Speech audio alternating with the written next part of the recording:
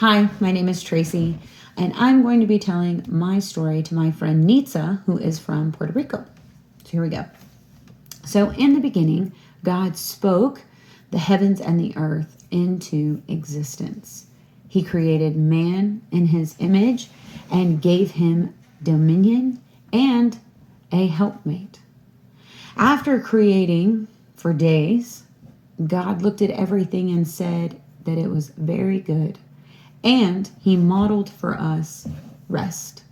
He showed us from the very beginning of time that rest is needed. So we've got Adam, we've got Eve, and they live in the Garden of Eden. They're free to live life and enjoy it, living a life with God nearby. And there was a couple of rules, one of which was not to eat from the tree of the knowledge of good and evil. And this is about where we see the serpent enter the story. The serpent is Satan, and he brought with him an atmosphere of doubt, doubting God's authority. He was questioning God's authority in life. And the result of that was sin. And the consequence of that sin was exile. So Adam and Eve are exiled from the garden, but even though they're exiled, God says something that points to his plan to bring us back to him. He's telling Adam and Eve about their new life, and he says that there will be division between the woman and the serpent, and not only between her, but her offspring. And it says he will strike the serpent's head. He points to Jesus. So Adam and Eve are out of the garden. Evil is running rampant. We see it in Cain and Abel's dispute and ultimately murder. We see it all the way up to the time of Noah. Things had gotten so bad, evil was so bad in the world, that it says that God was grieved. He was grieved by his creation at Noah's time. But even in that, his love for us was great, and he saved Noah and his family.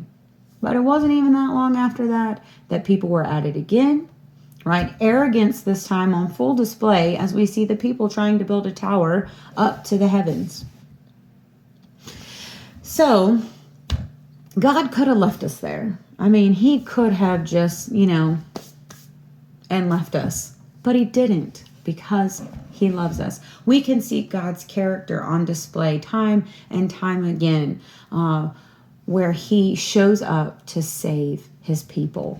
One of the things that we see is his covenant is established with Abraham, formerly Abram, right? Where he tells him, I'm going to move you into a new land. I need you to move away from everything you know, but it's for a promise, right? It's for a blessing. And when you do this, I am going to cause all people to come from you, right? So he has this promise, and this shows us that he's starting to unfold his plan of redemption from the very beginning that he told us about after the fall, right? Then we go on to King David, another covenant that he had in place. Up until this time, up until David's time, there was no king for Israel. God was their king, and the people got tired of that. They basically told God, we want a king. Everyone else has a king. We want a king, right? Give us a king. So God, of course, was upset about this because up until this point, he had been their king. But God concedes, and Saul became the king. Well, Saul disobeyed God time and time again. That didn't work out great, so God chose David. And David is who he established the lineage that Jesus would come from. So, again, the people are not behaving the way that they should. We see over time God's character of love as he saves the people from themselves over and over. After the Israelites had been enslaved for 400 years, God sent Moses.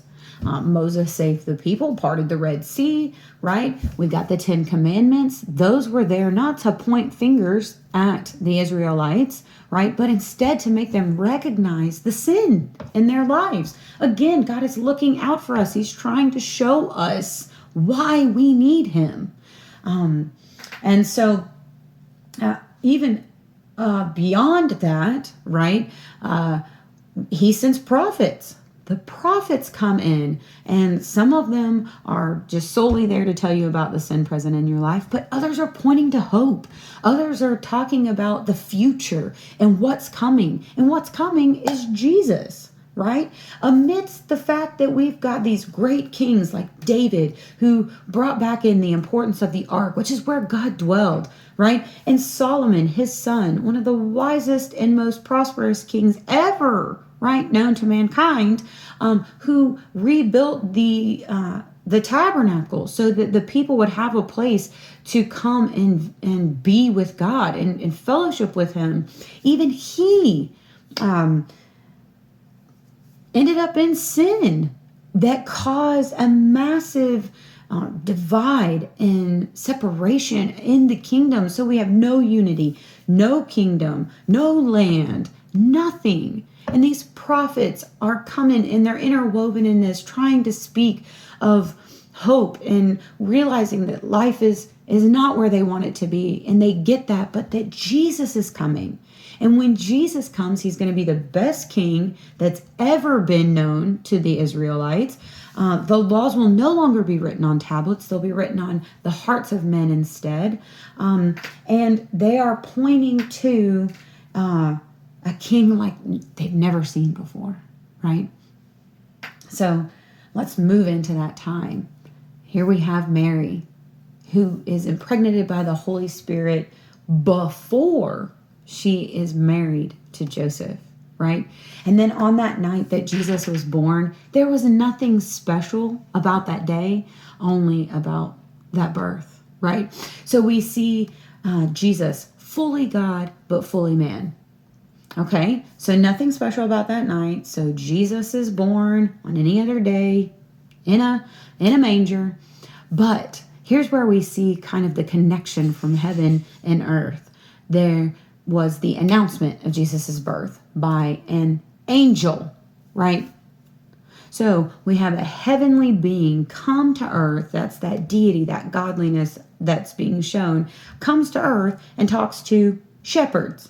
You know, like the lowest of the low on the social hierarchy here, right?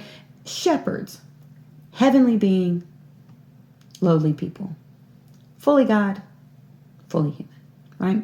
So there's that connection. So Jesus, he's just like us, right? If it wasn't aside from that announcement, it wouldn't be any different, right? So Jesus grows up, and in Jesus's ministry, he selects 12 people to become his disciples. These 12 witness the way God or Christ models how to live, right? Jesus is full of compassion. He's full of godliness. We see that on display time and time again.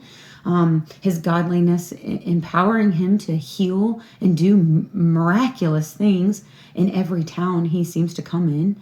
Compassion as he's moved on the people that are hurting and in need and not denying them. So we see that, and then we see his ultimate act of compassion, right? The compassion, we see it in him, and the godliness by taking on the sin of the world, past, present, future sins. He took it all on him, and he died, just like another human would die on a cross, except his godliness shows up because he defeats the enemy. He defeats death and rises again. He comes back to earth where his disciples see him, even those who are uncertain, right? He shows Thomas the scars on his hands, and he tells them, it's time for you guys to go and share the good news with all. Save mankind. Spread the gospel, right? He's going back to the Father. He's going back to be with him, but he's leaving behind the Holy Spirit. The Holy Spirit is the gift that he left people.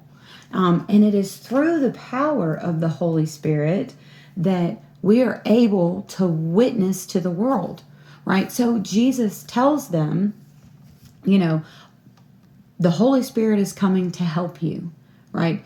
People will be baptized. They will have the Holy Spirit, and the Holy Spirit will empower the moving and the movement of the gospel. It's through the Holy Spirit that we see the church is formed. Peter was one of the first to implement this by preaching the message, and it said daily numbers were added to the kingdom. Daily they saw those numbers increase. And so it was through the power of the Holy Spirit that brought back that unity, right? Because it's with the power of the Holy Spirit that we are the church, that we are a body of believers. And it's not anything that we can do on our own. It is only through the help of the Holy Spirit that Jesus talked about, the power of the Holy Spirit that equips us to serve and experience conviction. But it is through that helpmate that Jesus left for us before he ascended back to the Father, that we can be a collective family, a part of a community where Jesus is the cornerstone of it all. So beyond our life as we know it now, where we're empowered by the Holy Spirit that keeps us connected to heavenly things and empowers us to serve one another and to share the gospel, we have the future of the kingdom, God's final kingdom that's coming to earth. When Christ returns, he is going to defeat the enemy. He's going to destroy the world as we know it and the way that we currently live in it. And there will be judgment for sins. But for believers, those sins were already paid for by Christ. So finally, Satan is defeated, and God is creating a new life for us all. We have been waiting for the Son to return. It's with Jesus's death that the new covenant, the final covenant, is come to pass, and then we see it come to life in the New Jerusalem, where God has created a city for us to live in with him. So instead of being separated from him, we are united with him and everyone else who has trusted in him. It'll be the new temple, and in it we will get to forever be with God. From all the way back in Genesis, when God created, we messed up. His plan went into action for this moment. This is the moment we've all been waiting for since that moment back then, is to be back with God where we belonged in the first place.